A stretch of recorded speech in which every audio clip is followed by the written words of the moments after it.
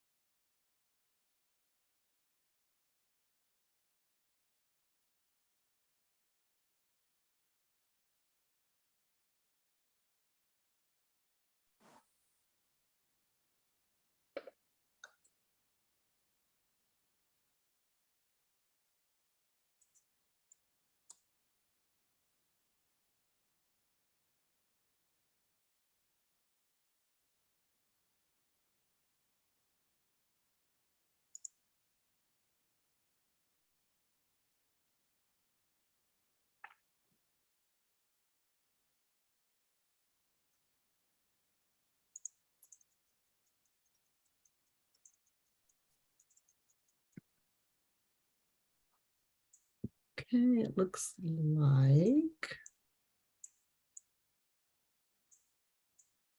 as soon as Councilmember Dawson and the city manager joined us, and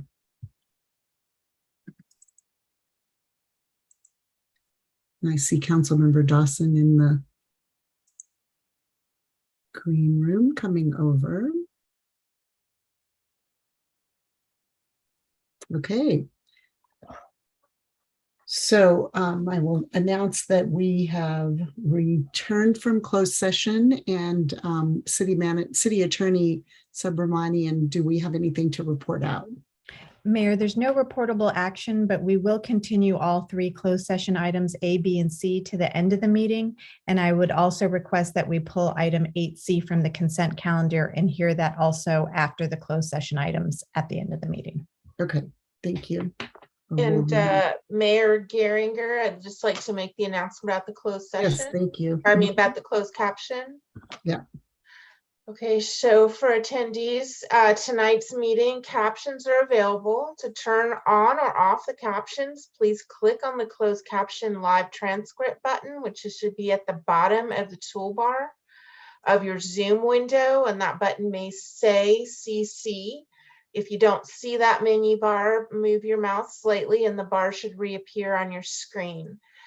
Please be aware that these controls are only available to attendees who join the Zoom call and not on YouTube. Thank you. Okay, thank you. And with that, we will move on to agenda item number 6, which is the opportunity for members of the public to speak to the City Council on any item that is not on our agenda this evening. You will have ample opportunity to speak on items that are on the agenda. We ask that you keep your comments to 3 minutes, and also remembering that it has to be within the purview of what the City Council does, and we cannot act on items that are brought forward. So with that, Joanne, would you please provide instructions on how to get recognized? Yes, if you'd like to speak to the City Council, please raise your virtual hand at the bottom of your screen, and we are bringing over David Clark at this moment. Great, thank you. Welcome, Mr. Clark. Hi, thank you. Welcome. I'm good to see all of you. I wanted to report that we, the Creeks Committee, we're close to. We're not going into detail about this now, but we're close to adopting a final Downtown Creeks plan. I think that'll probably happen at our next meeting later this month. Then it goes to Planning Commission. Then we'll go to you for your consideration. So I just want heads up, that's on its way. But I have a couple of observations, very general observations, and these are observations, not criticisms, about the things I've noticed in the process of reaching that almost final draft. One is just an overarching, and I mean collectively, we, not just the council and not just the Creeks Committee, but I think we have a hard time tracking some of these long-term projects and getting them done on a timely basis. I mean, the Downtown Creeks Plan is an example. It was adopted by a prior council in October 2017, and here we are 5 years later. We're on the verge of finalizing it. But it's not the only thing. And I've thought about how we can improve on that.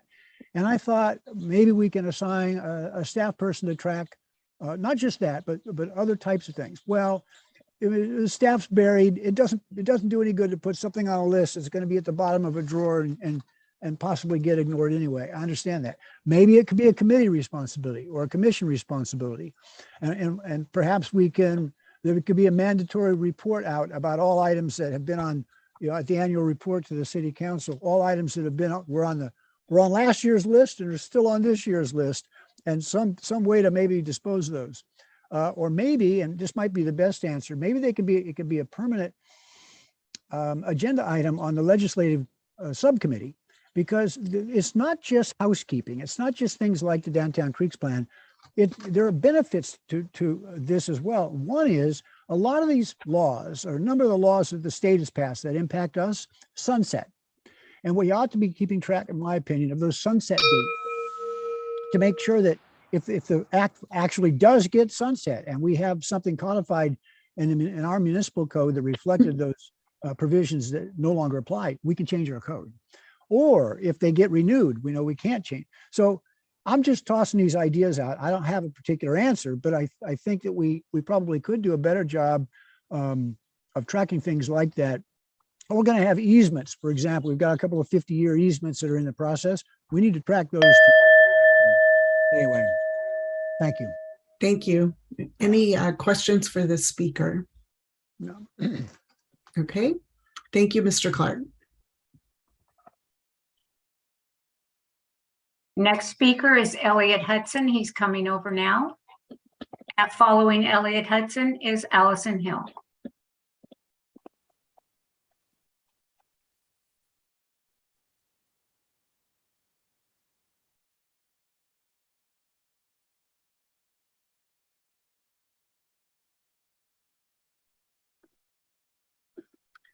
Welcome, Mr. Hudson.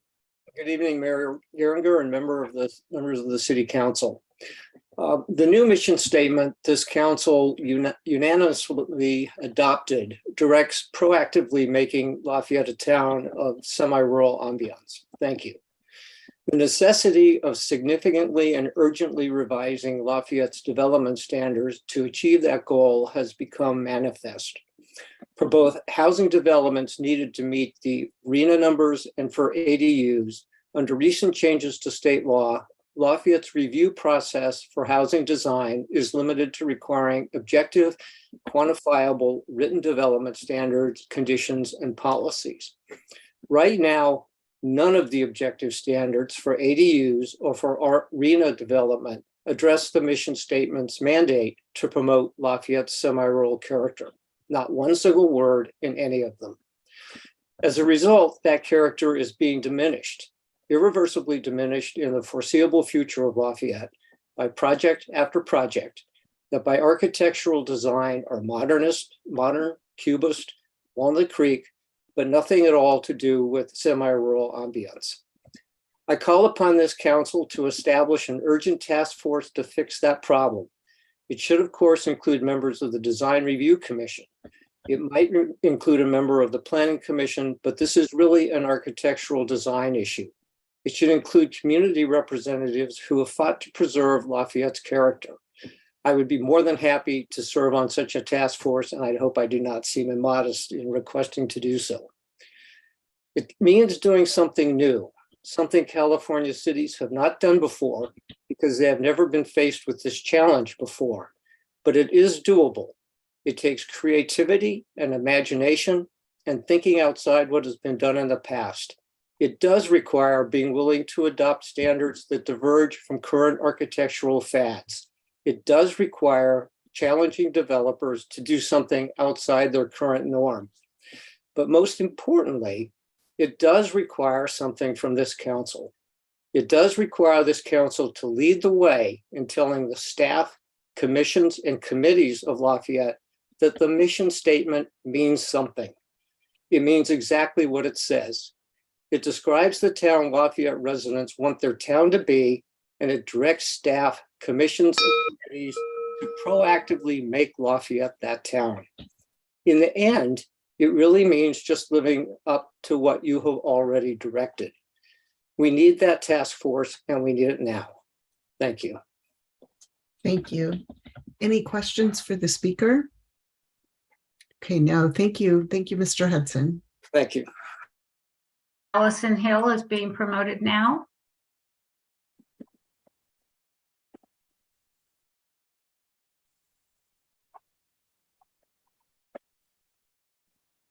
Welcome, Ms. Hill. Good evening, Mayor Geringer and City Council and City Manager, City Attorney. The item I wish to speak on is on the agenda, but it's on the consent calendar, and I'm unclear as to how that works. So I'm just wanting to indicate that I would like to talk at that point. So we will invite you to speak when we come to the consent calendar item. Members of the public are invited, as are council members, if there's one of the items they want to pull, and then it gets moved to a later point in our agenda. Thank we'll you. we'll bring you back at that time. Thank you. And are there any other members of the public who would like to speak to an item that is not on the agenda? I see no, oh, Marianne Hoisington will be coming in now.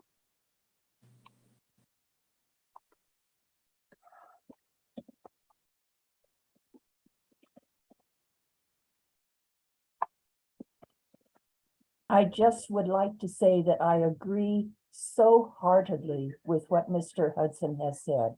It is shocking to me as a long-term resident of Lafayette to see what is being built. It's just as if things were dropped in from outer space into our little town. And so I hope you will pay attention to what he has said. Thank you very much. Thank you. Thank you, Ms. Hoisington. Any questions for the speaker? Okay, thank you. Mayor, I see no other hands raised. Okay, well, we will move on to our next item on our agenda, which will be presentations, and always exciting when Tracy comes to introduce us to new staff members. And so I will turn it over to Tracy, and as thank you to Joanne for bringing the folks over. Okay, Justin and JB, could you raise your hand so that, oh, there comes Justin. Well, I don't see JB, so I will start with Carolyn Frank. Carolyn Frank is the newest team member in the planning department. She's the planning department assistant. She was here all last week and she came back this week, so that's really exciting. Carolyn is from Benicia. She is married and a proud mom of 2 young adults. She loves to travel the world with her family and entertain with her barbecue skills on the Big Green Egg. She grew up in Redding, California, and moved to the Bay Area and started her career as a paralegal. And some of you all who might have been around for a while, Carolyn actually used to work with Charlie Williams, who was the city attorney. So that's a really fun thing. She raised her children in Moraga and worked from home with her husband on a small business and really enjoyed those years with her son and daughter. And we are certainly very excited to have her as a member of the city in planning. Welcome. So, Do you want to introduce everyone, Tracy? I'm going to introduce everyone that's here. So Justin is the newest recreation coordinator. He is actually returning to the city of Lafayette after spending 2 years as a program assistant in the city of Walnut Creek's Art and Rec department. Justin grew up in Sacramento and moved to Moraga to attend St. Mary's College. While at St. Mary's, he studied sports and recreation management and worked at the Lafayette Community Center as a recreation leader and later as an intern. Justin is a sports fanatic and loves to disc golf in his free time. He's been lately working on designing a disc golf course at St. Mary's, which will be complete for student and community enjoyment very soon. So we are very happy to have Justin with us as well, returning to Lafayette. Always good to have folks back. Yeah, so welcome. And excuse me, Carolyn or Justin, would you like to say a few words? And Sure. Can you hear me? yes, go ahead, Justin, and then Carolyn. Introduction, Tracy, as mentioned. I'm returning to the city of Lafayette, which I'm really excited about, which I call home. We had a really good summer. I started about a week before summer, so I was thrown right into the fire, and we had a great summer of camps. And we have a great team over here. We just finished up, and we're really excited to continue our programs for after school. And I also really look forward to working with the Youth Commission starting next month. We'll start planning our our haunted house that everyone should be excited for, and other events throughout the year. Great, thank you. And Carolyn. Well, I just want to say I've been so welcomed by the office staff at the planning and all at the city of Lafayette. It's a privilege to work here. This community is near and dear to my heart. My husband grew up in Moraga. His parents moved out there in the 60s from Berkeley, and were able to raise our children here too. So it's just a joy to be able to be here in this community and serve again. And I'm very happy to be here. Great, thank you both, and welcome back, welcome home to both of you, since you're both coming back to join us. And Justin jumped right into and worked with the Senior Commission and the Youth Commission on the ROCKS project, the Intergenerational ROCKS project at the Community Day. And so I know Carolyn has no doubt jumped right back in as well. So thank you both very much. Do any other council members want to say anything?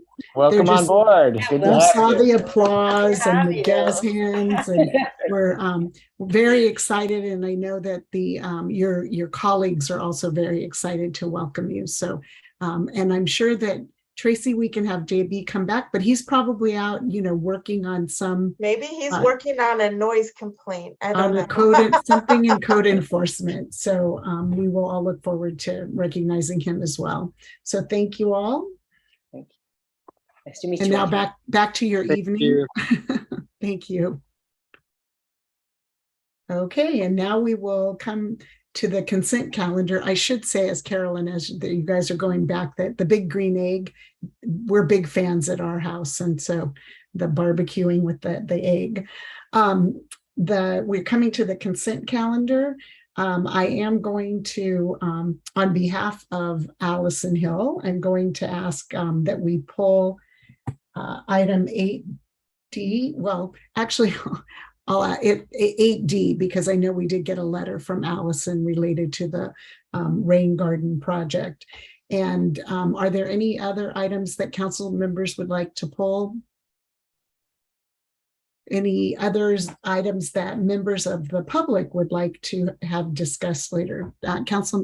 City Manager Servatza. I just want to let the public know that 8C will be heard at the end of the meeting. Yes, thank you. Thank you. I had made that note. And so are there any other items that members of the public would like to have pulled to discuss under our consent calendar item, which would be agenda item 12? And I'm not seeing any hands. So before I ask for a motion for the consent calendar, we will pull item 8C, which we will then take up after our closed session at the end of our open session meeting. Item 8D, we will discuss and hear public comment at agenda item 12. So do I have a motion to approve the consent calendar with those changes? So moved. Okay, and a second. So I saw Councilmember Dawson's hand first. So we have a motion by Councilmember Kendall, a second by Councilmember Dawson. And I will conduct a roll call vote. Councilmember Kendall. Aye. Councilmember Dawson. Aye. Councilmember Kwok. Aye. Vice Mayor Anduri. Aye. And I'm an aye. So we have approved the consent calendar as modified. So we're moving now to agenda item 11, which is public hearing. And I was just going to say, please start raising your hands if you are coming over on this, although Joanne probably has a perfect list. We will be moving to 11A, which will be the City of Lafayette 6-cycle housing element environmental impact report. And we will conduct a public hearing and first hear a staff report. I believe you should have everybody. I just put Luke in, so I don't see him popping up quite yet. There he is. Okay, if you need anyone else, Renata or Mayor Geringer, just let me know. Thank you, Joanne. We have everybody, I think. Great, thank you. Can everybody hear me all right? I can, and I see general nodding of heads, Okay. so Thank you. take it away, Renata. Good evening, council members and members of the public. This evening, the council is asked to review the environmental impact report for the housing element update. As many of us know, the city has undertaken its housing element update as required under state law for what is called the 6th cycle. As part of this update process, environmental review is required, also as under state law. And tonight we'll be discussing the one of the final steps in that environmental review process. Tonight with us, we have a team of consultants. So Diana Elrod, our housing consultant, Luke Evans of ESA, which is the environmental consultant that prepared the draft and final environmental impact reports, as well as Ellen Poling of Fair and Peers, the transportation consultants. Tonight, we will provide a brief review and summary of the environmental review process and the timeline for this document's preparation and review. We will also highlight the contents of the final environmental impact report, or EIR, which is the newest component to come before the council. And we will review the certification process. So for tonight's meeting, we ask that the council hold a public hearing, review the EIR, and then continue the item to the September 12th consent calendar to adopt a resolution certifying the housing element EIR. As previously stated, environmental review is required under the California Environmental Quality Act, also referred to as CEQA.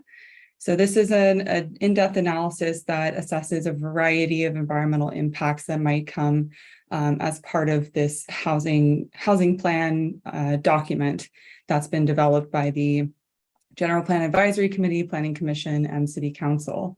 So this analysis covers many topics, including air quality, aesthetics, wildfire, et cetera. And this analysis of potential impacts is not for a specific development. Those come once they are proposed and go through our discretionary application process, but this is more of what's called a programmatic environmental impact report. So it's looking more at the overall maximum impact of the policies underneath the plans put forward in the housing element update. So as long as any proposal within the housing element is beneath this maximum assessment, then it will be in keeping with our evaluation and state law. As part of this analysis, identification of alternatives is also required. So in order to assess the potential impacts of a variety of choices, we need to look at all of the options available. So the housing element update started in late 2020. And in early 2021, the City Council defined these, they originally, I believe, 15 study areas and selected a few to remove, leaving us with 10 study areas shown at right. Staff worked through the various requirements to prepare a draft environmental impact report that was published for review for 60 days this spring. And now we are here today with a published final environmental impact report. And I'll go into a little bit of detail about the differences between those documents. The city submitted its initial draft of the housing element in end of June, and we are looking to receive comments from this state back this fall and to submit an adopted housing element to the state with responses incorporated this winter.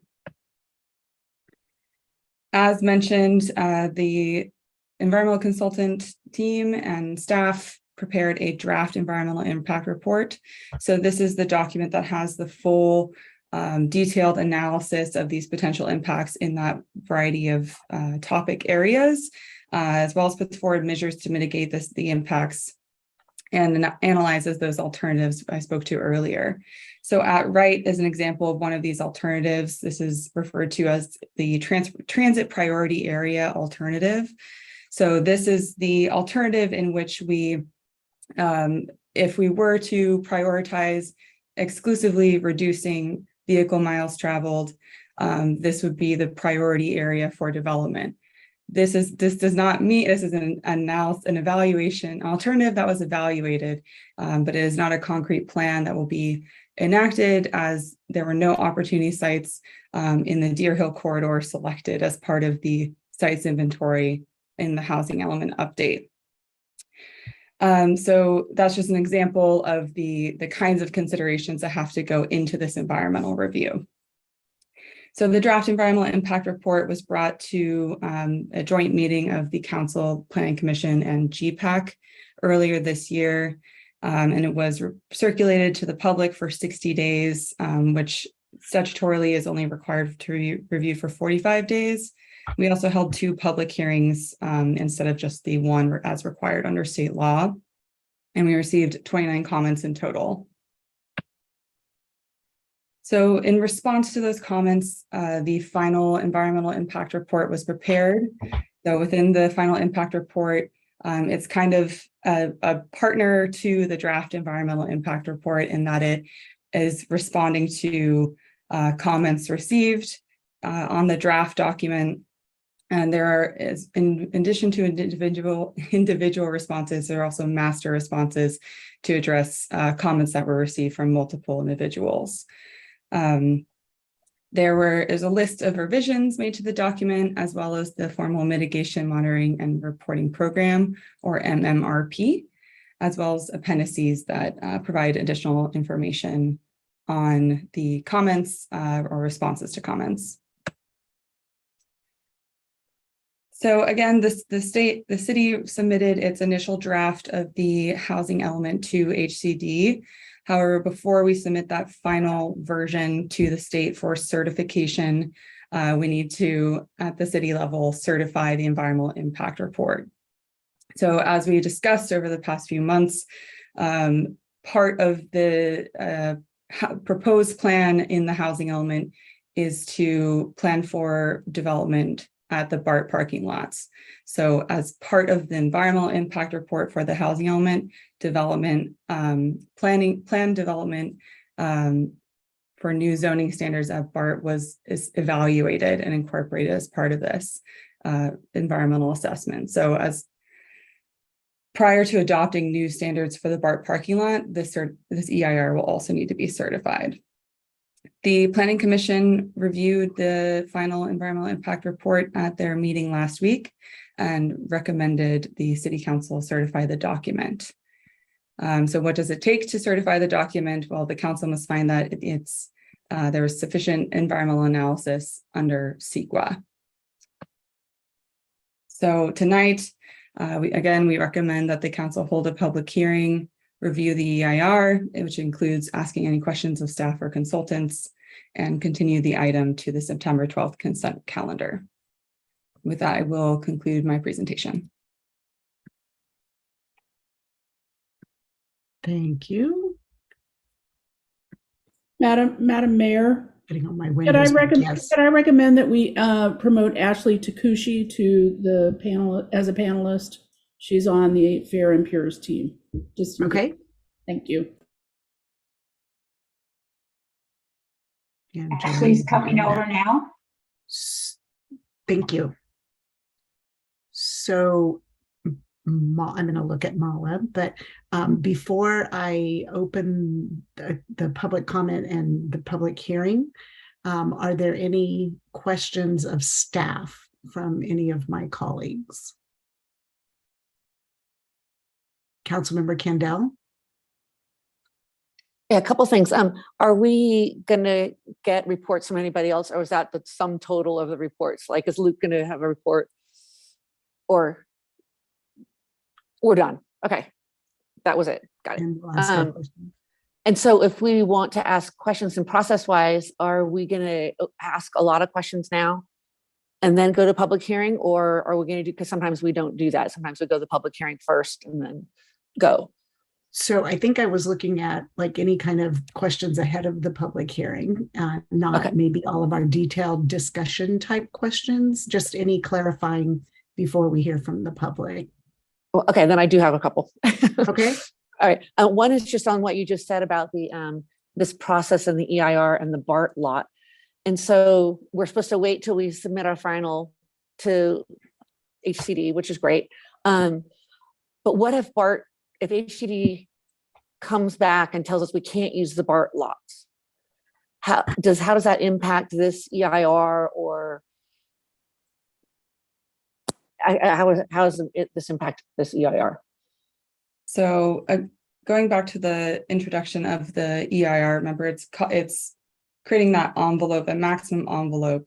So even if HCD were to return and say we cannot use BART as an opportunity site, as long as we're under that maximum threshold of, I think it was 3,100 units in total, then it's kind of shuffling those units around within that 3,100 cap. Okay, got it. Then my big question on this is that, and this is in response to a couple of the questions that people had, is when you say there's no impact, you're saying it has to be something that alters the environment.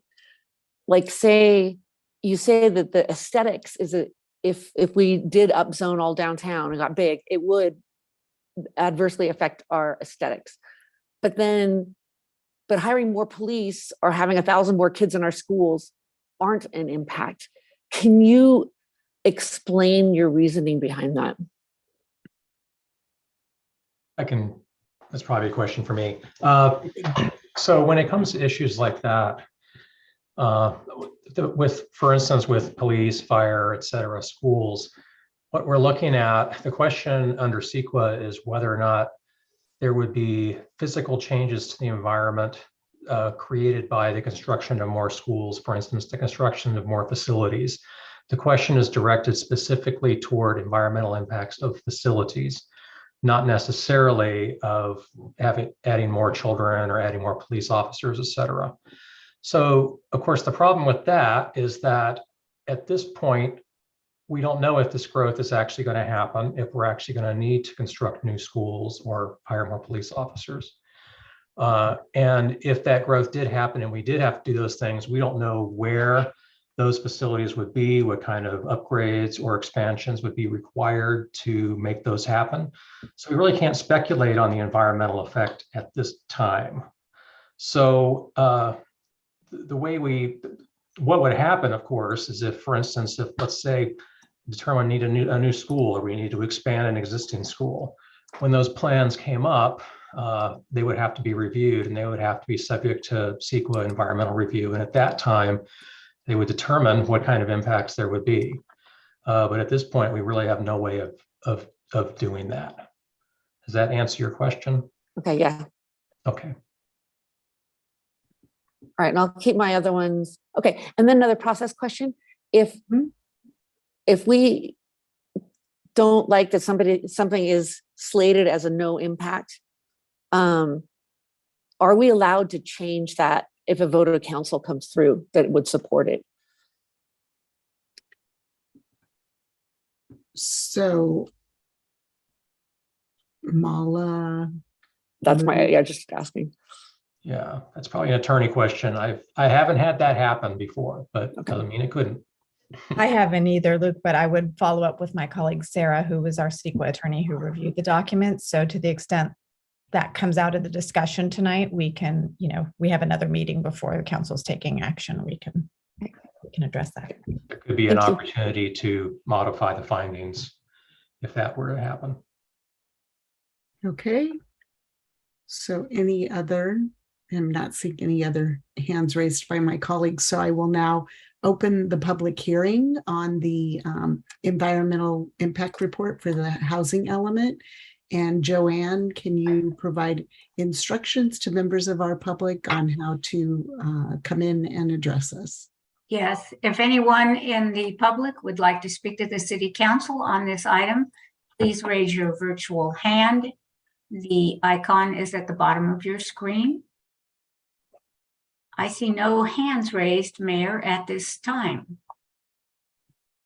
Okay. So with that, pausing for a few more seconds to see if somebody raises their hand. David Clark has raised his hand, and I will promote him to your meeting right now.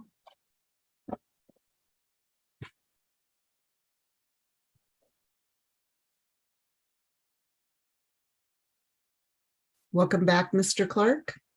Thank you very much. And Judy's here, but she's currently not where I can get her easily, but I had her ready to cede me 3 additional minutes. So as soon as she walks in, if she can wave, if that's all right, I will, I can't go chase her down right now. Okay. But I have a couple of comments about BART and the upgrade, the upzoning with BART. And I assume this is the right time to talk about that. My preference, I think at this point would have been to not have included the BART parking lot at this point, to wait and see what happened, what response we got back from the state. And if we needed to go that way, go that way. If not, then don't. But it sounds like that's a fait accompli right now. But that was my initial position, or that'd be my preference for how to handle this right now. That said, I think we have an opportunity here. And the opportunity is, it's an item I've mentioned before, and we've brought it up as recently as last week with respect to the Downtown Creeks plan. And that is, there is, as I've said before, a no net loss provision, such that if there is if we're going to down zone, my word, that's not what's in the statute, but let's just use up zone and down zone for ease of reference right now. If there's a down zoning with a commensurate upzoning at the same meeting, that's allowable. It's in Government Code section 66300 sub I think it was part of SB 330. And we've talked to the city attorney about that, and she's agreed that that's doable. It has to happen at the same meeting, but it's doable. So it looks like that meeting with respect to the BART upzoning is this meeting, because that's what's on the agenda. So I think we're missing an opportunity. That's not right, but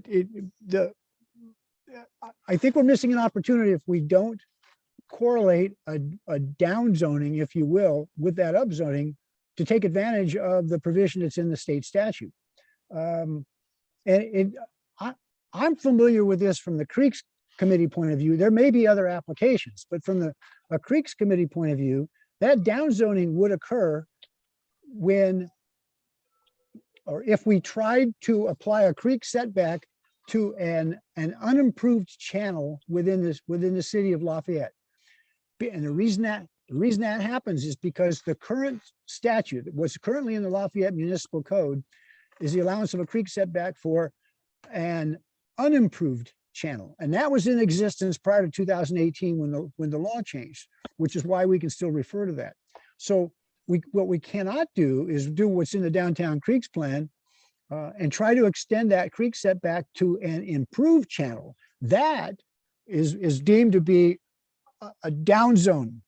So the way that we could make this match, the way that we could take advantage of the BART upzoning, which is, as far as I can see on the agenda for tonight's meeting and the consent calendar for the September meeting, is, I think it's relatively simple, is to change a couple of words in the existing statute. I see this as, we could do this one of I think two ways. One way is we just table this provision and talk about it in more detail when we've got more time. If there's not more time and we can't table it, I think we could address this statutorily in a pretty straightforward way.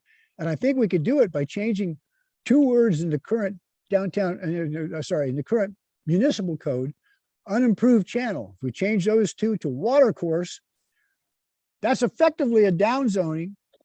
And therefore we put that on the table now, it offsets the upzoning, which is what's on the agenda for BART. And then I think we've accomplished the same meeting rule at this meeting, and then when it gets on the consent calendar. So I think that's doable without extending this out to without tabling the issue. Now, we've got to do some measurement to make sure that what we're down zoning is not, we're not upzoning more than we're down, or at least we're upzoning more than we're down zoning. But I think that's more or less a slam dunk. I did sort of a quick little test. And it seems to me if we've got 11 acres of BART parking lot, I think at the maximum, the way I measured it, we've got maybe half of that in creekside parcels in the downtown core. And that's assuming equal density on both those parcels, and it wouldn't be equal. I mean, we might be talking, I don't know, 25 or 35 density in along the creeks, and what, 75. So I think there's more than enough upzoning at the BART parking lot to accommodate the downzoning that would occur by changing that language. And there are two reasons to do this now. One is it's free money. I mean, we're playing with house money because we're going to upzone anyway. So if we can look around and find areas that are subject to the downzoning, essentially we can get those aligned with what the Downtown Creeks plan originally was for free. I mean, there's no inherent, we don't have to upzone additional properties to get that to happen, because we're going to do that anyway. And this is a real benefit, because what we lost, or what we're losing in the Downtown Creeks plan, because of the state law change, is about 60% of the Downtown Creek area in that currently exists. We can reinstate all of that with this no net loss provision if we can make it happen. So I realize that's a lot in 6 minutes. It's really kind of detailed and complicated, but I think that's doable. And I think we're missing an opportunity if we don't try to make that happen. Okay, thank you, Mr. Clark. Does Judy happen to be running around the backyard? Yeah. Judy, Just you want to know if I just- lied? Just to, Go ahead. just so that we're not setting a precedent and I apologize, Mayor. I should have asked him. oh no, that's okay. I saw that you put the time up there, and that's fine. Judy. And Judy is ceding her 3 minutes to Mr. Clark. Thank you. Okay, All right. Sorry to keep you waiting. She's right here and she's going to. thank Wait. you. That's all right. Hi, Judy's. Thank you. All right. So, okay, thank you, Mr. Clark. Yeah. I did have one question, and maybe Renata or Luke, on tonight on what we're actually doing right now in terms of how it relates to BART. And thank you, Mr. Clark, that the proposal, I understand you have spoken with the city attorney, and that it is complicated and not within the action for this evening. But on the BART, so we're not taking that action to upzone BART. We're looking at, I'm kind of looking at folks to make sure I'm not going down some, path, but we're not doing that. We're looking at certifying the environmental impact report. And so we would, if the council at another time in this meeting wanted to bring this back, we would discuss that at this time. And I saw general nodding of heads. And so we will move. Are there any other members of the public who would like to make a comment? I see no other hands raised at this time. Okay, thank you. So I will close the public hearing, and we will bring this back to the council for discussion and deliberation. And we're reviewing, just as a reminder for members of the public and us, we're reviewing the EIR. We will ask our questions, make our comments, and then take action to continue it to our September 12th meeting. Currently, the staff recommendation is consent calendar, but we can look at that as we go through this next part of discussion and deliberation. So who wants to go for Councilmember Candell? Yeah, so. Sure, but I'll let other people take a chance if they want to ask questions first. So any of my colleagues who want to ask questions, make comments, and thank you to staff. Thank you to all of our consultants who have worked on this. Thank you to GPAC and the Planning Commission, and all members of the public who have taken a lot of time to weigh in and review this and make sure that what we're certifying is accurate, right, and works within the confines of the law. So any colleagues have questions or comments? Sure, I'll take it. Councilmember Kendall.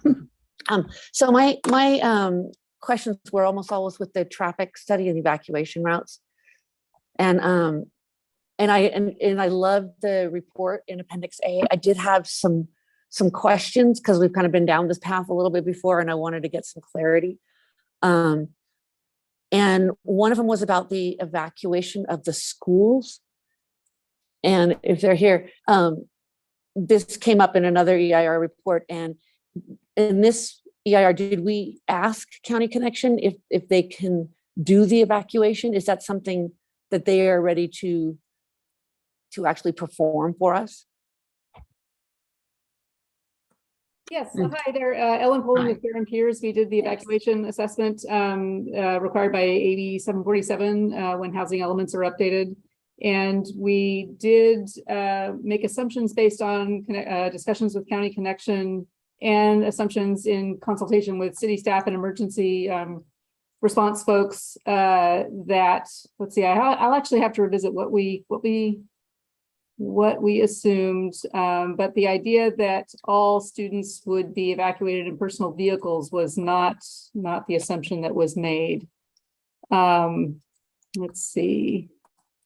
I think we said in there, yeah, County Connection buses, 60 student capacity or 60 person capacity would be used to evacuate students. And I think only 2 of the 3 scenarios included school evacuation based on the evacuation area.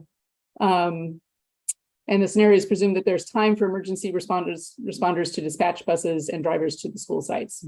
So that was an assumption made in the 2 of the 3 scenarios that included school evacuation. And so the question was, did County Connection agree with your assumptions, all the assumptions that you made about it? Like how much detail did you go? Discussions with city staff and fire and police, that was a reasonable assumption. Oh, so you didn't talk to County Connection? We did not directly talk with them, as I recall. We also had the emergency response emergency preparedness commission representation in the meetings discussing the assumptions for the analysis. Okay, so yeah, I had a problem with that in the first EIR, that nobody really got buy-in from County Connection to do that, because I imagine it would be a pretty big impact if they didn't have buy-in and people had to go pick up their children. And so that's a big red flag for me. The other part, how did you include folks from Orinda in that scenario 1 that likely would be heading into Lafayette to evacuate? Because they've got only Minor Road, but some will come down Happy Valley, Upper Happy Valley. Did you include them? Based on the evacuation zones, the zone haven zones that we're evacuating, we did not evacuate. We did not assume that additional Orinda folks would evacuate through Happy Valley Road, that they would get out different ways. But we pretty much took everyone in the zone haven zones that needed to evacuate out through Lafayette roads. And that was based on, again, the police and fire and emergency response or emergency preparedness commission representation in the meetings that we had planning the analysis assumptions, which zone haven zones would be evacuated and which routes they would use. Okay, so it seems like I should get a little more clarity on that from them in terms of because it's their natural route. And so it just seems like, how are they going to enforce that? Like all of a sudden, bam, we're going to put a barrier down on the Lafayette border to make sure all those people that don't live one house in, or that whole area community goes in. I'd like to hear a little more explanation of how that's a justifiable assumption. Yeah, and again, it's not, it's zone haven zones that evacuate. So if we look at scenario 1, which is the, fire coming from the north and all of these zone haven zones within Lafayette that need to evacuate through Lafayette routes. You are correct that zones that go into Orinda were not evacuated through Upper Happy Valley or Happy Valley Road. And that wasn't the task at hand. The task at hand was looking at evacuation for these scenarios.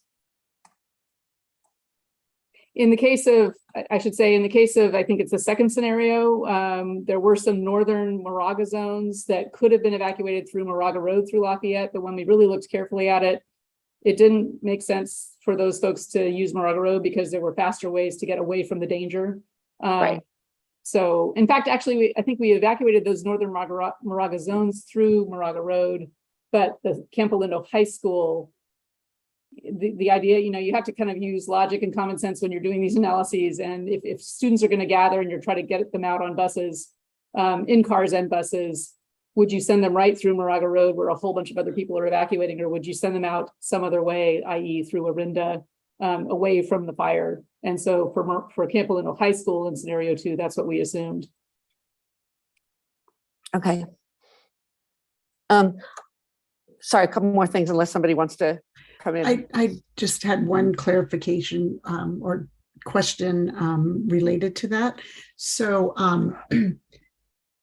actually 2 questions. One, I thought that we also heard that the strategy or the plan on the part of our fire services folks and our chief of police was that there's a sort of multi-layer strategy, if you will, for getting students and staff out of the schools. And so that bus, the bus idea, the getting staff out in their own vehicles, but that one of the main things was that if those were not available as strategies because of where assumptions on emergency response and how people can get there, that there would be a shelter in place and that they would target emergency apparatus to make sure that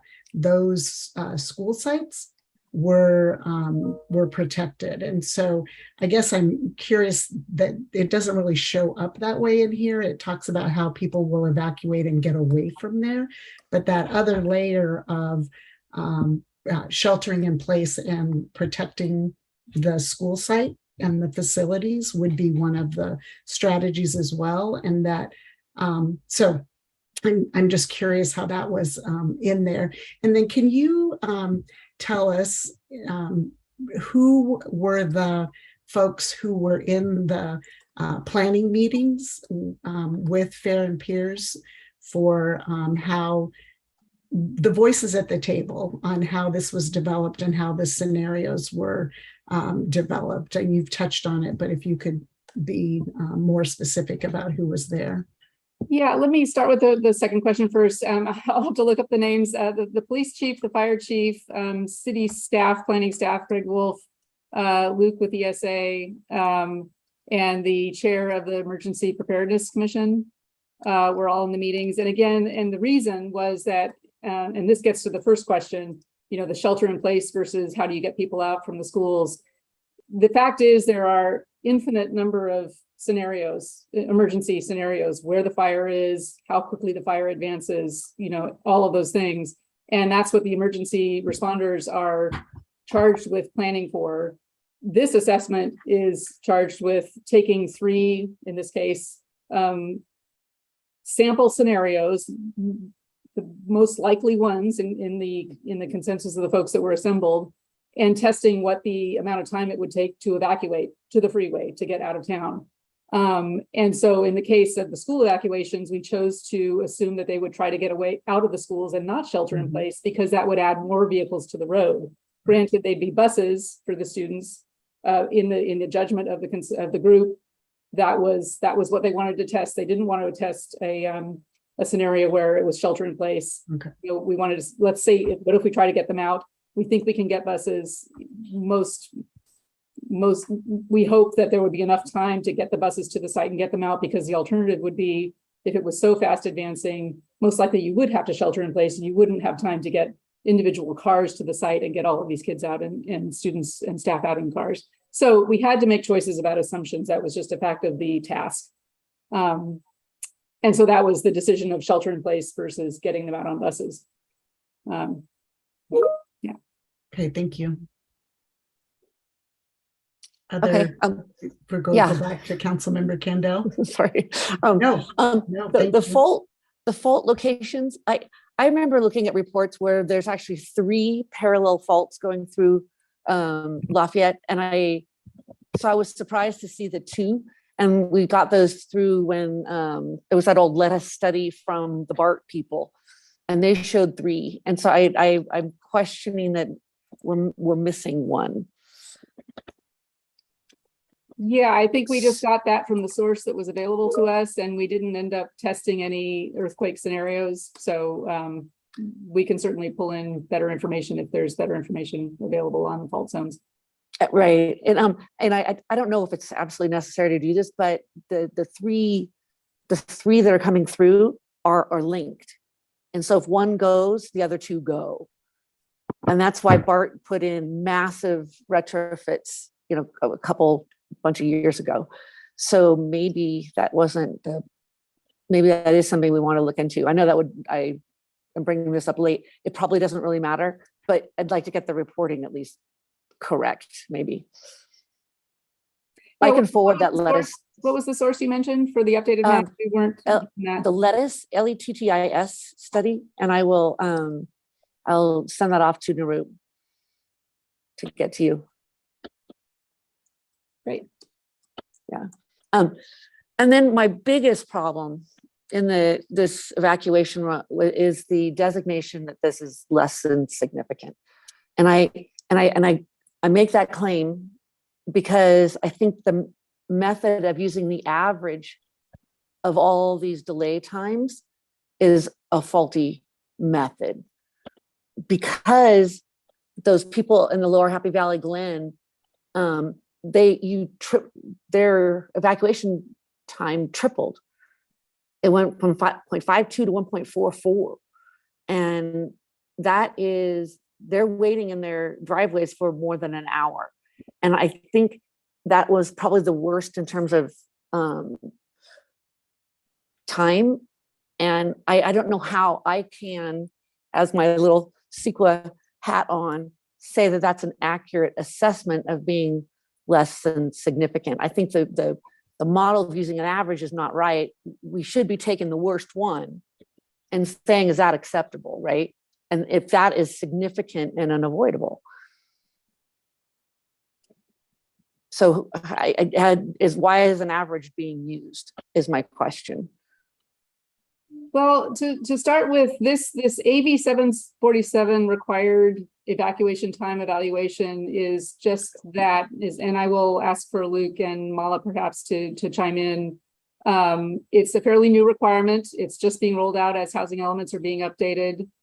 So only a handful of analyses of this type complying with this requirement have been done, and it's not clear yet, frankly, in the practice of preparing CEQA documents on housing element updates or any general plan update,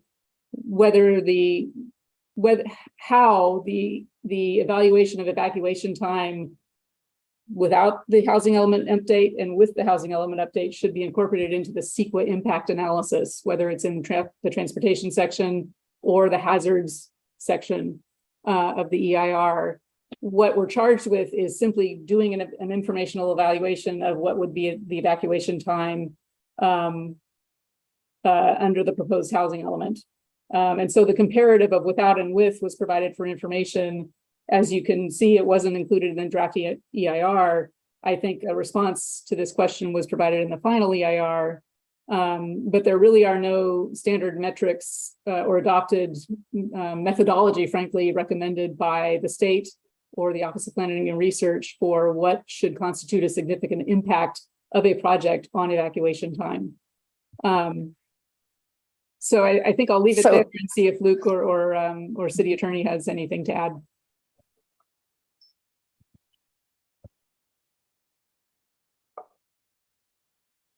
I was just going to say that what Ellen said is correct, and we went round and around on this. When we put this together, what is significant, what's not significant, and there really isn't. There's not a bright line threshold that we can apply here.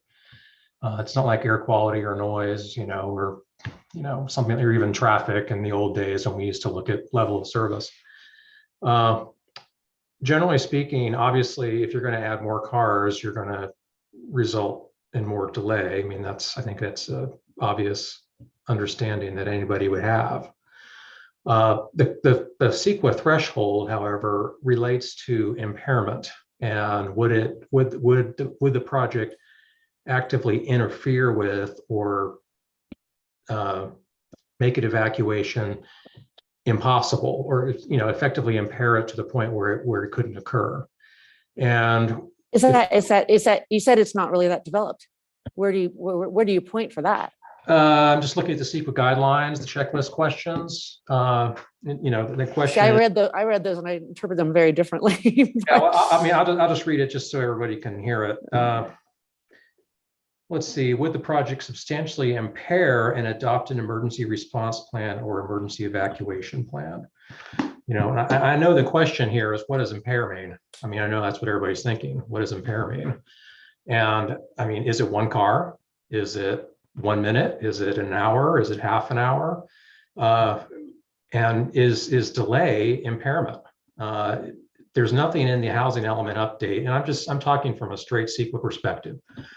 There's nothing in the housing element update that would prevent an evacuation from occurring. It may delay evacuation, but it would not prevent the evacuation from happening. So that is really kind of the threshold that we would be applying here. And I can think of a number of hypothetical situations where something could be impaired and the evacuation could not move forward. For instance, if you create a bottleneck in a roadway and you can't feed cars through, or there's any number of scenarios like that. Just simply adding more cars does not necessarily impair. It does delay, yes, but it doesn't necessarily impair. The evacuation could still move forward. So as Ellen alluded to, this is still this is really a evolving issue. It kind of reminds me of, when VMT rolled out, when greenhouse gas analysis rolled out a number of years ago, and it became an issue that rose to the forefront, but there weren't really adopted thresholds or criteria that we could apply. So when we looked at this, we really looked at what the criteria as it is now says. And it is, would the project substantially impair? And that's a judgment call. I think we all have to admit that. It's a judgment call. Is adding 5 minutes, 10 minutes, half an hour, is that impairment? I don't know. I would just sure. It's a tough question, but Ellen, do you want to say something? Well, just to briefly add on, because we've learned quite a bit in this process, meeting with the emergency response folks.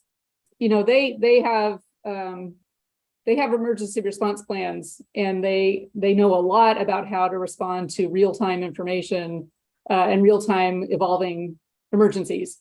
So what we did is really kind of a static assessment of, you've got this many cars, you've got this evacuation area, and you've got a different number of cars with the housing element, and you've got bottlenecks, and here's how it feeds through. And this is the kind of static increase in delay.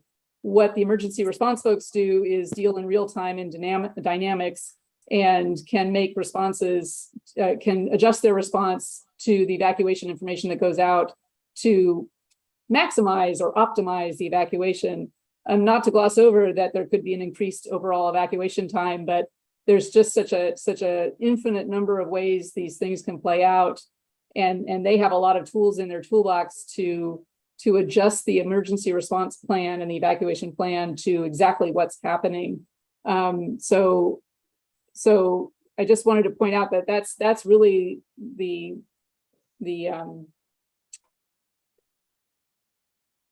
response to when you see two different scenarios with two different sets of cars trying to evacuate from the same area. There are things that aren't reflected in that static analysis, and those things are what the emergency response folks do to manage the evacuation.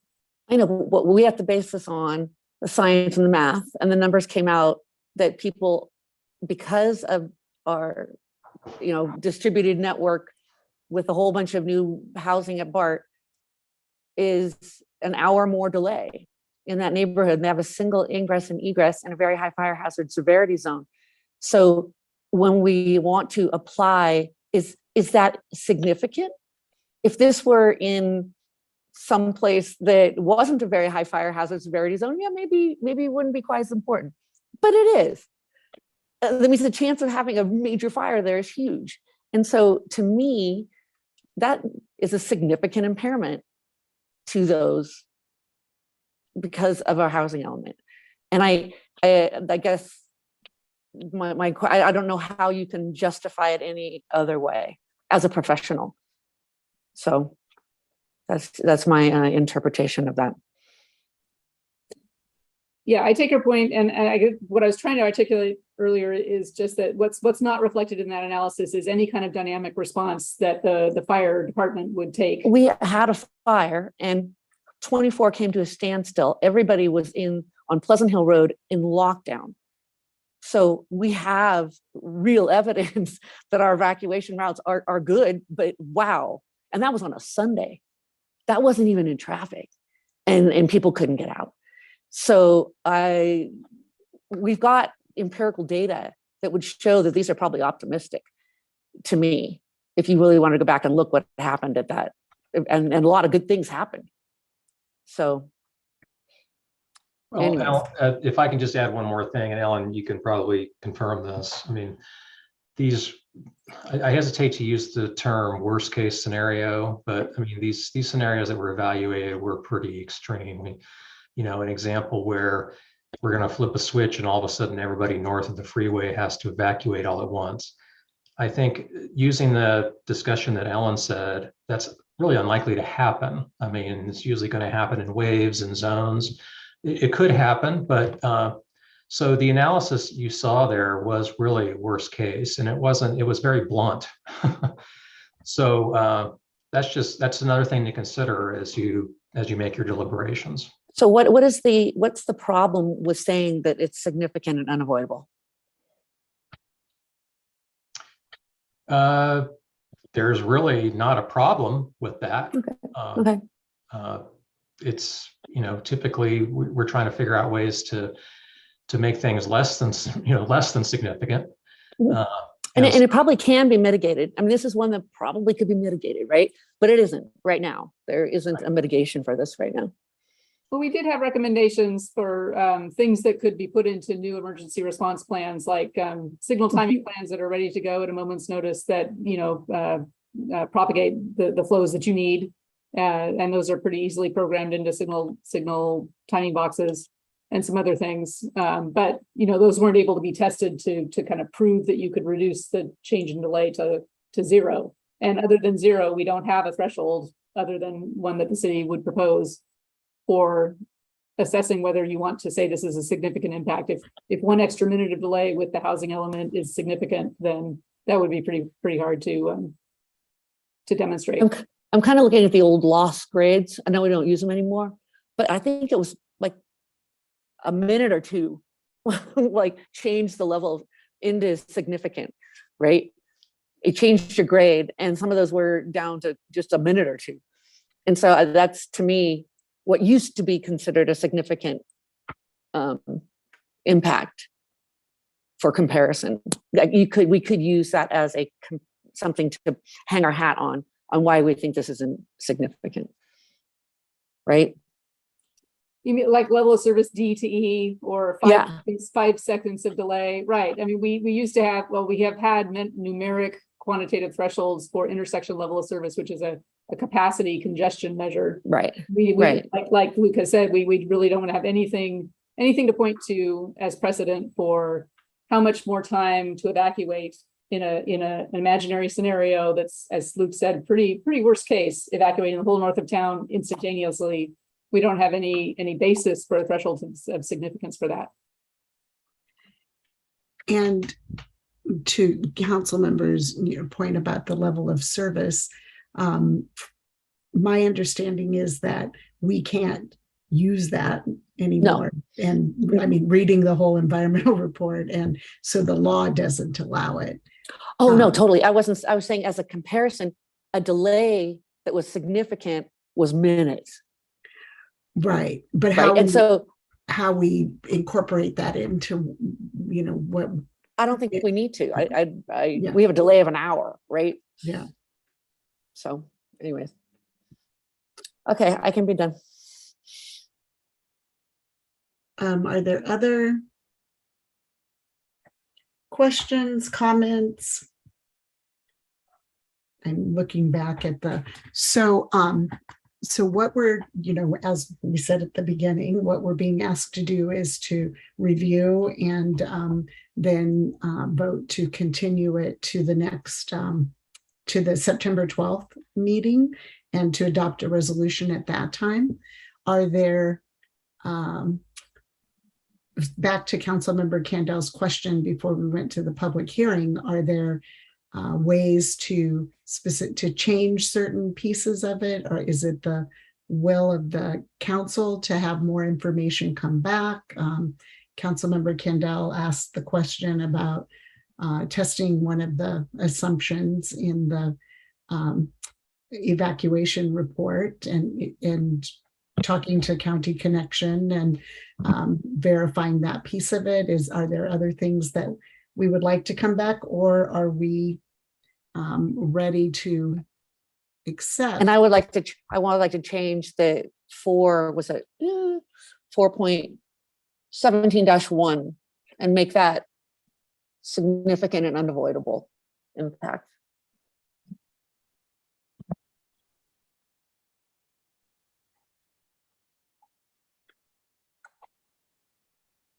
Okay, and then on that,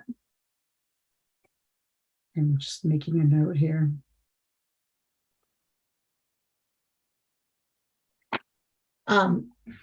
So if we change that or any element of the EIR, what are the sort of downstream consequences of that? As we come back to September 12th, does staff provide more information on maybe why we don't change it? I'm just trying to understand sort of process and having information come back to us. Mayor Geringer, with regard to that particular item, I do think it would be helpful to have at least my colleague opine as well if there are any downsides to that issue. And we can bring that information back at that meeting and give the council the option to either move forward with that suggested revision or not. Okay. And are there any other items that we would like to know about coming back for that meeting? So it sounds like we'll be not doing it on consent, that we'll be having everybody come back again, and also having Mala's colleague come back. Okay, Councilmember Kwok. Yeah, I think on the just looking at Councilmember Candel's brought up a number of issues that she's concerned with, and I think on the one, if there's some that we can check on, like the county connection and get their feedback. I know it sounds like in those meetings, that the planning meetings, that our emergency preparedness response teams were proxies for county connection based on their experience having worked with them before. So I could see why they were speaking on behalf of, but if it's something we have a month to double check on and could get that confidence level back, why not just, double check on that item, for example. And I think some of the other questions raised, if there were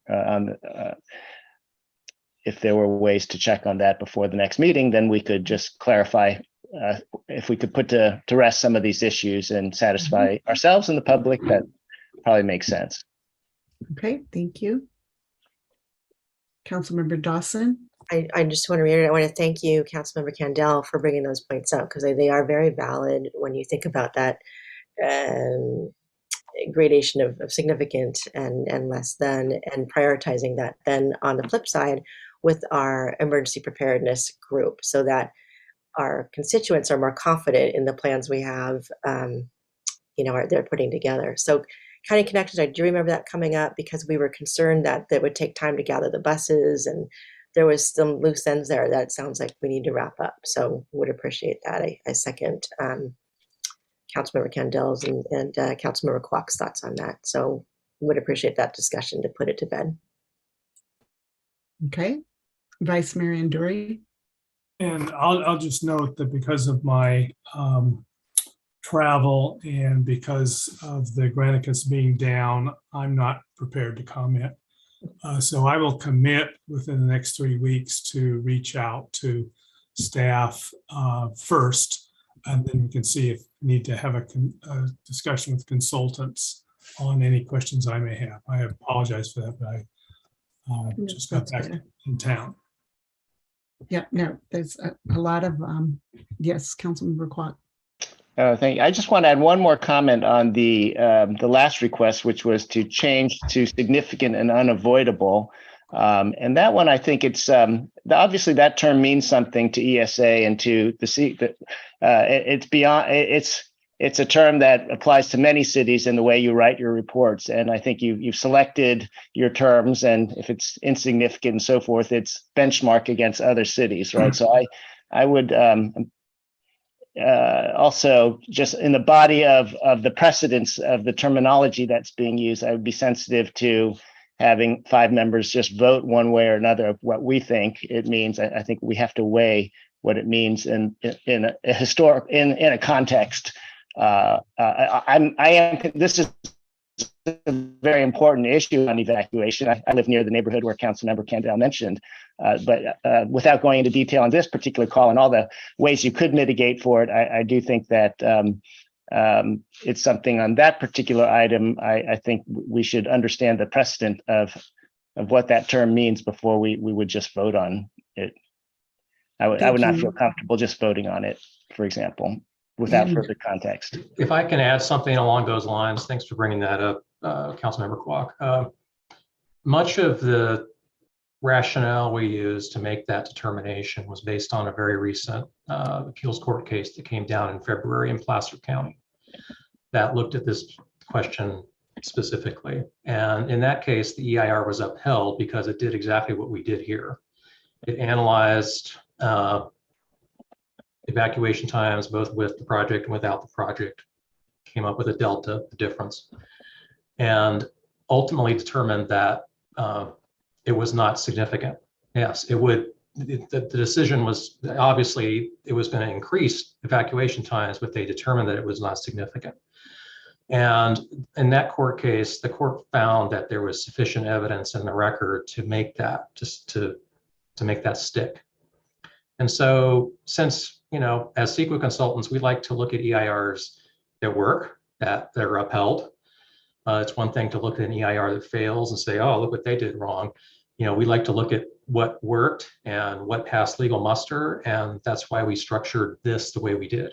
It was really based on that latest court opinion that came down just a few months ago. But we can provide more information on that, or it's more discussion if you'd like. Just let us know. We'd be happy to do that. Thank you. Please include the links to that court case and Amala, whatever else that you come up with. Sure. Yeah, so circling back to when Mala said that we will have Sarah come back so that we can look at these pieces. And so thank you to my colleagues for adding in your voices on that. Mala will bring Sarah back on that because as Luke said, there are very strong reasons on why they do that. But thank you for being willing. Thank you, Councilmember Candell, for asking about it and for being willing to provide us more information. And Councilmember Dawson, you had your hand up. Yeah, just a quick follow-up to Councilmember Candell's question about consideration of Orinda, people who might be evacuating. I would imagine that's true also of Moraga, evacuating up through the Hunsaker Canyon area. I know, Ellen, you mentioned that, the task is basically those particular areas within the scope of Lafayette. Does it factor in at all, though, the other cities that obviously their only evac routes are that way as well? If a fire should start, say, in one of those other areas, should that be factored in? I'll check as part of this due diligence you're asking us to do, but I think the Zone Haven zones, Zone Haven is an evacuation system that many cities use, and it is an organized set of different zones that might need to evacuate it for any kind of emergency. And the zones that were chosen for scenario 1, which is the north of Lafayette, the fire coming from Briones and from the northwest, I think included every zone that they thought would affect Lafayette evacuation routes. So Okay. we'll look at the zones that were chosen, that were right adjacent and north and west of the zones we already chose, to see if there were any evacuees we might have missed. But we did follow the direction of the fire department, and these are the zones that would evacuate, and then chose how they would evacuate through Lafayette. Okay, yeah, I appreciate that, because I can see if there was Moraga had to evacuate and then the fire moved and if Lafayette had to, we'd be behind that Moraga traffic. So I'm just curious how that factors in. Okay. And you just see, when you start doing this work, you realize how quickly, multiple factors can change the assumptions so quickly. Okay. And staff, I'm not sure if it makes sense to invite any of our police or fire folks who were involved in those initial discussions, recognizing that we do have them come on projects, when we're looking at, EIRs and things like that related to our projects. I will leave it to you to decide if there are potential questions, or to my colleagues if we think that it would be helpful to have them come on when we have our meeting on September 12th. So if there aren't any further directions or input to staff or consultants, do I have a motion to continue the item to the September 12th meeting for discussion and adoption of the resolution approving certification of the housing element? So moved. Councilmember I second. Councilmember Kendall second. So we'll do a roll call vote. Councilmember Kendall. Aye. And Councilmember Dawson. Aye. And Councilmember Kwok. Aye. And Vice Mayor Anduri. Aye. And I'm an aye. And so we have taken that action. And so thank you for the work done so far again. And thank you for coming back with answers to the questions and additional information. Yes, thank you very much. Thank you. Have a good night. Thanks. And now we will move on to items removed from the consent calendar. And this is where we will hear and discuss or hear input from Allison Hill and on the rain garden. That was 8D. I moved staff member Matt. Thank you. I was just going to say that could we bring staff in? And so Matt, do you want to provide an update, or would you like the member of the public to come in and provide the comment and then be able to answer questions or concerns that she might have? I think it would be best if the member of the public came in and shared her concerns. Okay, thank you. And as Ms. Hill's coming over, I do want to just note that that she did send an email to the council, and Matt did respond. They had an email exchange. And so I want to thank Allison for both the written, but also thank you for coming this evening, and Matt, you as well. So Ms. Hill, welcome back. Thank you. And thank you for taking the time. Mr. Lutrop presented, I believe, to the PTR Commission, but maybe it was the Trails earlier in the year. And at the time, I was somewhat concerned and expressed that concern, but I didn't follow through on it. Or when I started to, I had trouble finding the relevant information, which I believe Mr. Lutrop sent to me, but I did not receive. So it's out there in the computer ether somewhere. But from what I was able to dig up from the city website and all, I mean, the concerns I've had all along, I will list, and then I will get into what numbers I could find. I want to start by saying I really like. I'm sorry. I want to hold. Well, never mind. Joanne just did it. Now that you're here, Allison, I wanted to make sure that we had the timer going as well, just to treat everybody the same. And Joanne just turned it on. So Joanne, if you could move it back to 3 minutes since I interrupted in the middle of it. Thank you. And go ahead, Allison. Thank you. I was concerned at the time, and I still am, about the number of plants being proposed for that lot. It's really quite small. I don't have the dimensions, but it's on one of my regular walking routes. And I backtracked. So I really like the idea of the rain garden and making that area look better, but I'm concerned about what is going to be done. I counted up from the specifications that went to the contractors that there are 500 plants going into that spot, ranging from 4-inch pots to 5-gallon shrubs. And that is a huge number of plants with both a commensurate cost, but I'm concerned that they will get overgrown and there'll be issues with that. I'm also concerned about the health of the existing oak tree, because oak trees don't like to suddenly have watering going on all around them.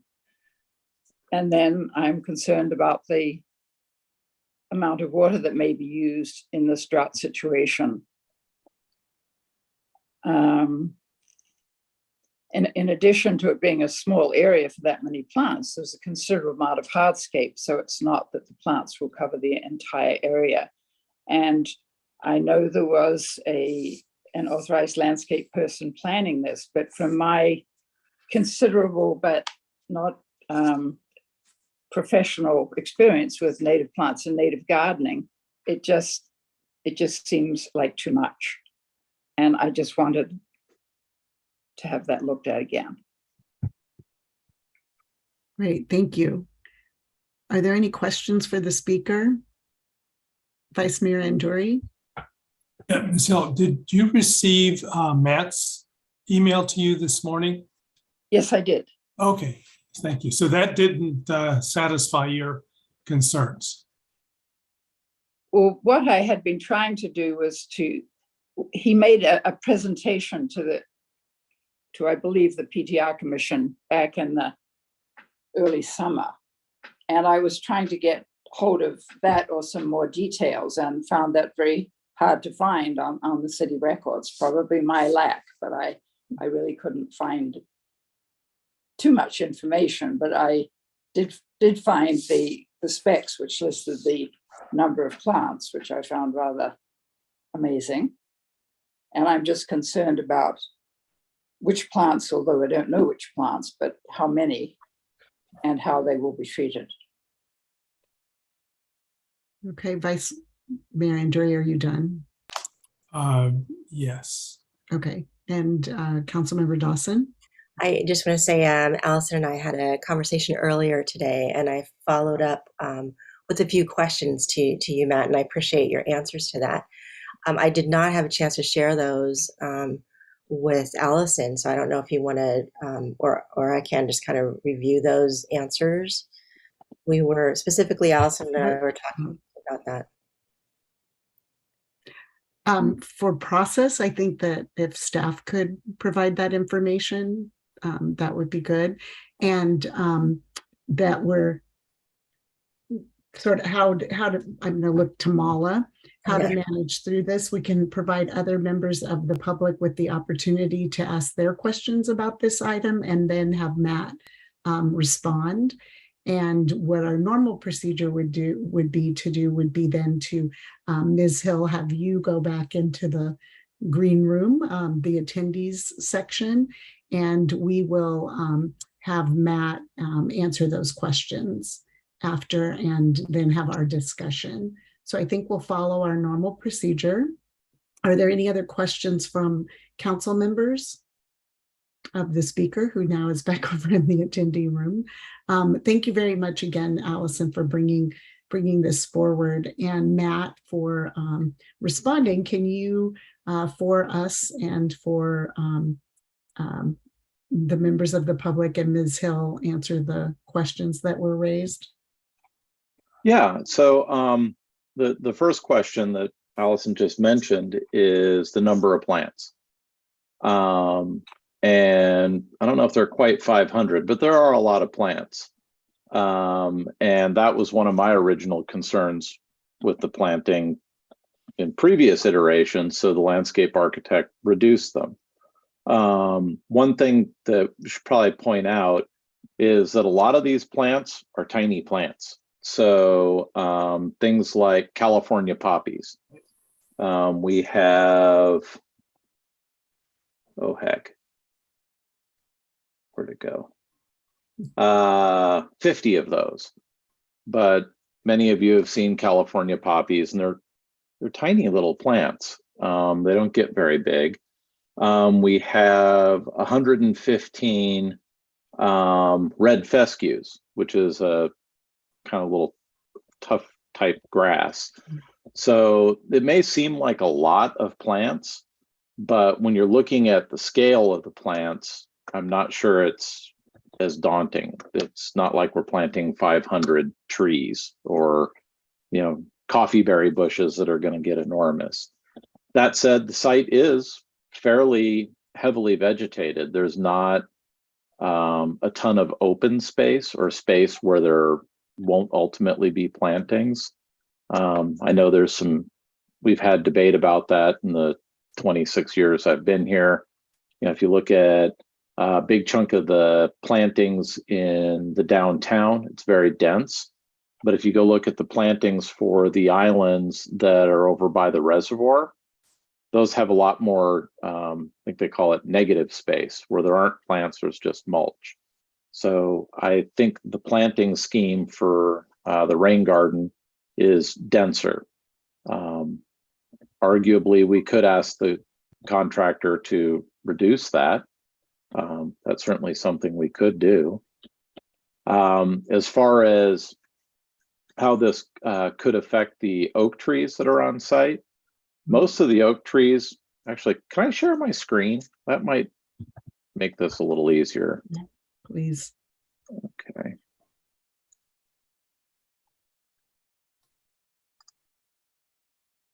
Okay, so this is the landscape plan. So we've got some oak trees kind of near, this is First Street, this is Golden Gate. We've got some oak trees here and then a couple of oak trees over by the bridge that goes to the parking lot. Really isn't a whole lot being planted near these three trees. These trees, yeah, there are plants on either side of it, but most of our planting is going downslope of these oak trees. So I don't believe we're going to have a problem with the oak trees getting too much water, especially after all these plants get established. Then their watering schedule is going to get scaled back considerably, as they are California natives. I think one of the other questions that Allison originally raised in her email was the watering schedule. The way the watering schedule is set up right now is it is to be sufficient to keep the plants moist until they're established. So that might be watering every day or every other day during the hot months. But once the plants are established, it will be scaled down considerably. And our public works crews, they will be responsible for maintaining this site, and they will change the watering schedule as necessary to keep the plants healthy and to not waste water. So those are the quick questions I can remember. Councilmember Dawson, did I touch on the ones that you were most interested in? Oh yeah, I was following up on our conversation with Allison, and she had mentioned the cost differential between some of the contractors, and you answered that well. That was basically some of the contractors just priced differently, but I guess based on how they load the cost of the plants, and you addressed that. So yes, I think that covered I believe it was cost, maintenance, and the watering schedule that we were discussing. So I appreciate that. Okay, can we take down the plans? unless somebody else wants that. Not sure. Okay. So are there any other questions? Thank you very much. And thank you, Councilmember Dawson, for also reaching out to Allison and Matt for the email responses that we all received. Any other questions or comments on this item? Or is somebody ready to make a motion, making any revisions or approving the staff recommendation? Are there other public speakers? We had asked for that before. Okay. And then I see, and so this would be out of the ordinary. I do see that Allison has her hand back up. Is it the will of the council to? So our normal process would not to be open public comment again. And I'm inclined to stick with that process unless council feels like they have something that they would like to hear. I just wanted to ask, so because I on behalf of Allison, so I did ask those questions. If Matt asked me if that was all, and I would probably like to know if Allison felt her questions were answered, if that is acceptable to council. Okay, so Joanne, can you bring Allison back in? She's coming in now. And specifically, yeah, separate that while she's in the. So Allison, welcome back. And so it's specifically, do you have any additional questions, or I mean, did Matt answer your concerns? Generally, I had two comments that I omitted. I wasn't very organized that I'd like to put in there now. That one is that the best time to plant new plantings, especially of native plants, is in the fall, so they benefit from the rainy season. The other one is, from both my experience and what I've learned, is that poppies are best planted by seed, not by plant, to do well. That's all I had to add. And I would, Allison, thank you very much. And I would venture to say, and I think on behalf of Matt and the others working, in staff, that would love to have your input on that. And so I'm sure if you email Matt, he would be open to that. So thank you very much for bringing your concerns to the council. And are there any other members of the public who would like to speak to this item before we bring it back to discussion and a motion? No other hands raised. Okay, thank you. So now bringing it back, are there any other questions, discussion, or do I have a motion?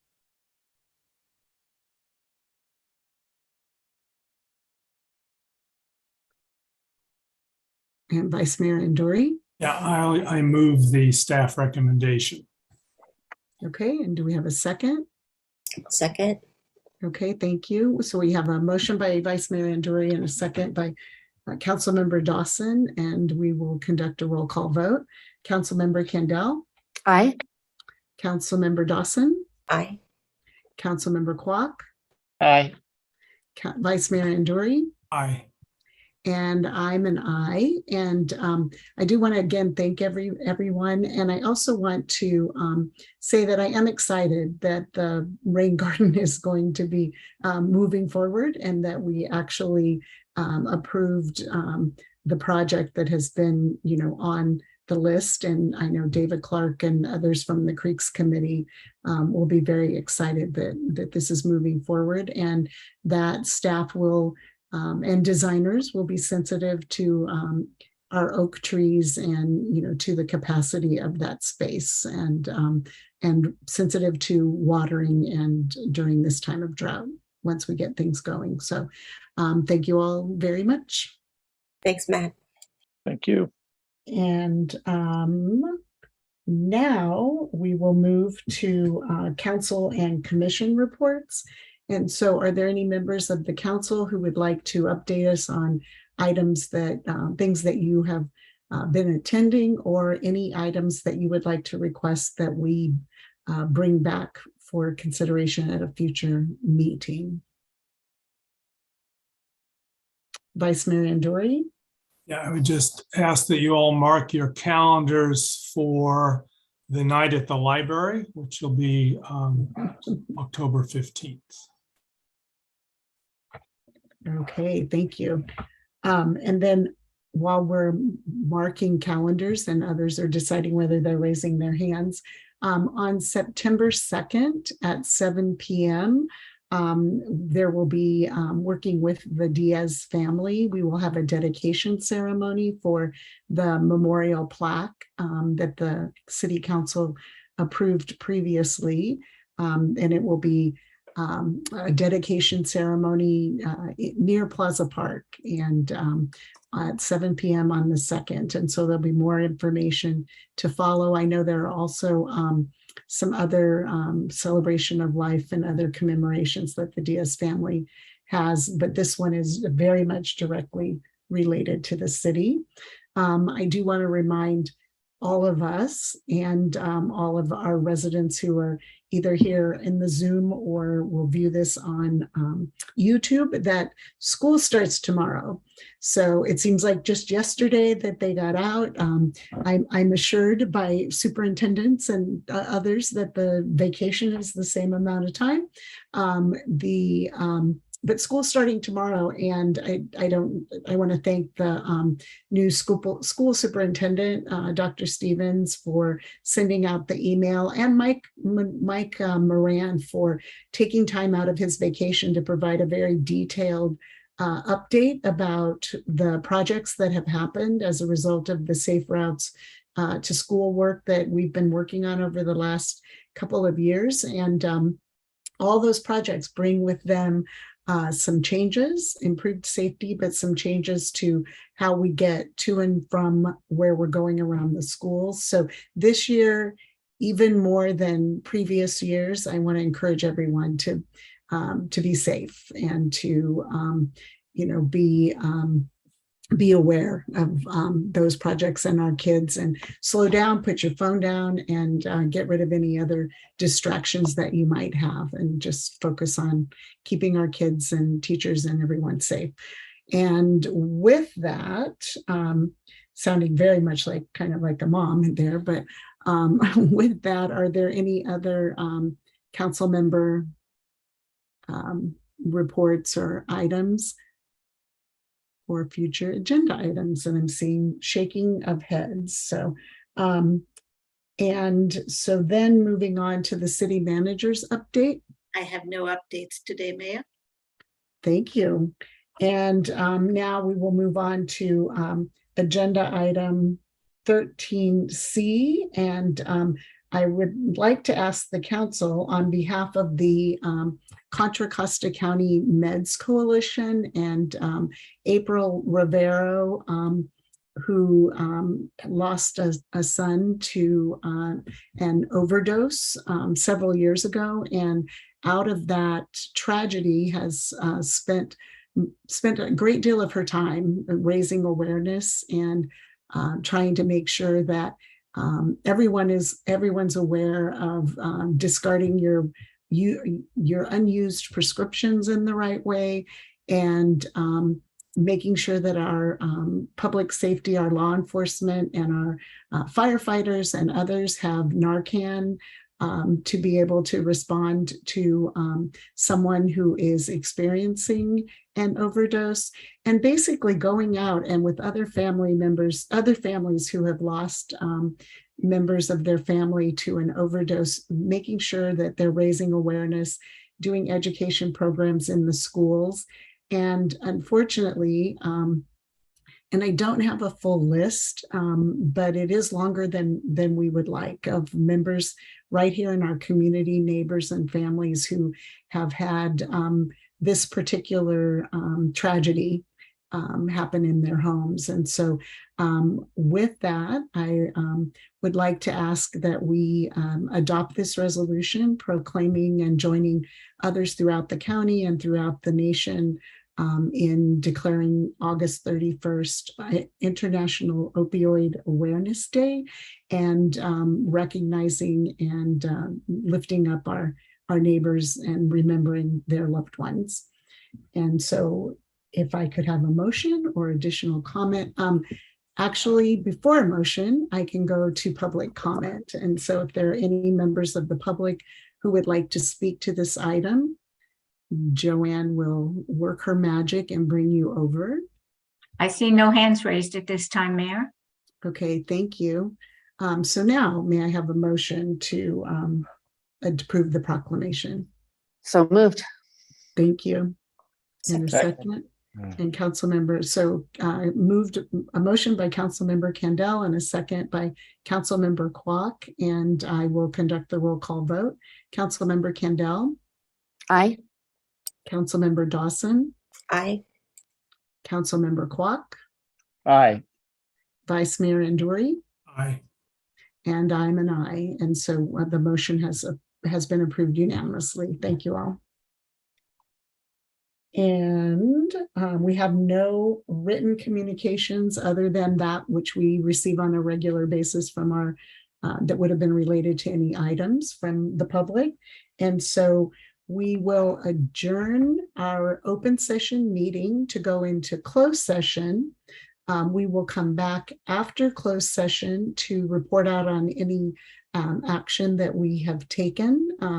And we will, depending on the outcome, we will take up agenda item 8C when we come back. So we will, yeah, Councilmember. Can we have a break? Oh, yes. Yes, we can. How about a 5-minute break? Is that enough time? Okay. Thank you. I was forgetting my 2-hour thing. So thanks. We'll see you over there. And remember, it was the second link.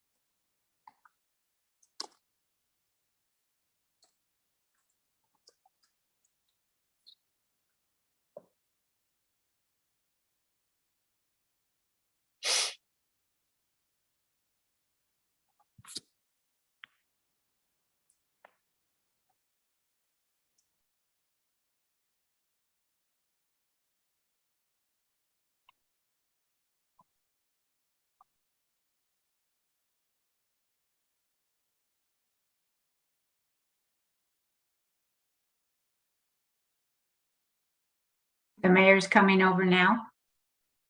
Sorry about that. My apparently my internet has decided that it wants to slow down. So here we are all back in open session, and excuse me, City Attorney, will you please report out? Thank you, Mayor. The City Council unanimously by 5-0 vote voted to initiate litigation. And once the action has been filed, the defendants and other particulars will be disclosed to any person upon inquiry, unless to do so would jeopardize the ability to effectuate service or would jeopardize the ability for settlement negotiations. Okay, thank you. And we will now also go back to consent agenda item 8C and take up that item through the council. And may I have a motion to approve agenda item 8C? I move we authorize the city manager to execute a contract for specialized legal services with Sher Edling LLP. Thank you. And a second? A second. Councilmember Dawson. So we had a motion by Councilmember Kendall and a second by Councilmember Dawson. I will do a roll call vote. And Mayor, before you do that, do you want to take public comment? Comment, thank you. Just as I was, I looked at my list of members of the public. So if any member of the public would like to speak to this item, please raise your hand and Joanne will work her magic. No raised hands at this time, Mayor. Okay, thank you. So we will now. Mayor, it does look like. Looks like, yeah. There you go. Okay. Like Jamie after. Jamie will be, Hessian, yeah. yes, will be coming over now. Thank you. You're welcome.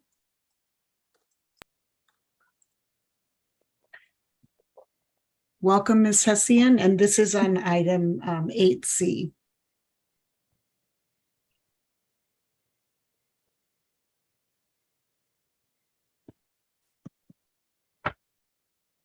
I think hopefully you're over here. You're on mute. Thank you. Welcome, Ms. Hessian. Hi, I'm just clarifying what just happened and why you guys broke away, and really just disclose what's going on behind closed doors, these closed sessions. Okay, so on our agenda, I'll let the city attorney answer the question. They are outlined on our agenda, but go ahead, Mala. Sure. Under the Brown Act, the City Council and other public agencies are allowed to go into closed session to discuss certain items. Ones that are typically done are litigation matters. In this case, on the agenda tonight, the council had 3 closed session items that were permitted under the Brown Act. One was to discuss initiation of litigation, and the other 2 were to discuss potential acquisition of properties. Specifically the price and terms of those properties. These type of items are handled in closed session so that, for instance, when you're negotiating acquisition of property, you do not disclose what you're willing to pay in terms of price and terms to the seller. That's kind of the basis for why we would go into closed session, for instance, on the real property negotiations. But what is now before the council is an open session item, which was the contract for Sher Edling. I'm just maybe questioning more the litigation. Like, what is that all about? As I mentioned earlier, once the litigation has been filed, we'd be happy to disclose that, and I'll have your name noted for the record so that we can provide that update to you and you won't need to ask in the future. Thank you very much. Thank you, and great questions, because there are very clear rules under the Brown Act on what we can and cannot do in closed session. So thank you, Ms. Hessian. Okay. Good night. Good night. Okay, and now, are there any other members of the public before I bring it back for the vote? And I don't see any hands raised, so I will come back to conduct the roll call vote. Councilmember Kendall. Aye. Councilmember Dawson. Aye. Councilmember Kwok. Aye. And Vice Mayor Anduri. Aye. and I'm an I. And so we have unanimously approved the contract with Share Edling. And so with that, we have conducted all of the business before the council this evening. And before we adjourn, I would like to, on behalf of all of us, adjourn in memory of Don Jenkins. We learned very unexpectedly that Don Jenkins passed away last Thursday, August 4th, very suddenly. Don Jenkins, for those who don't know, which I would be very surprised because Don has been an active member of the community. He was our Citizen of the Year. He and his wife, Linda or Becky, depending on how you have met her, have been very, very involved in the community in so many different organizations. You would see him at Rotary, Lafayette Community Foundation events, involved with the Lafayette Library and Learning Center, or through the Community Foundation, raising the money for the library. Just so many different ways. And I just am still in shock and still very much wanting to get that additional email or phone call that says that, you know, there was a mistake. And so I know there'll be many opportunities over the coming months to celebrate Don and his just 24-hour year-round, every minute of the day, just giving back and giving of himself to others. I was just thinking La Miranda Village, the cancer support community, our GPAC, the countless number of hours that Don served. And I want to say he might have been on our original, you know, one of our general plan committees, but heart sympathy, everything goes out to his family, his wife, and his daughters. And if anybody else wants to say something, you're more than welcome. But I know that we're all sad and but honored to have been able to work with Don. And so with that, we will adjourn in memory. Thank you, Teresa. No, thank you. Good night, all. Thank you. Good night. Good night. Good night.